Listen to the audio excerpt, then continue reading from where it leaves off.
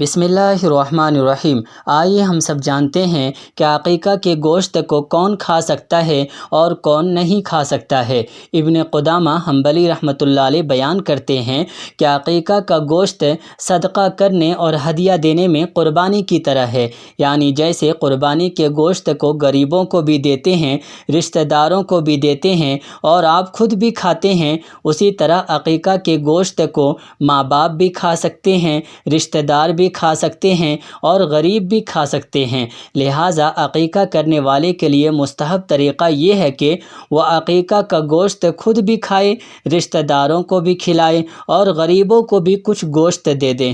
کتاب دیکھیے قربانی و عقیقہ۔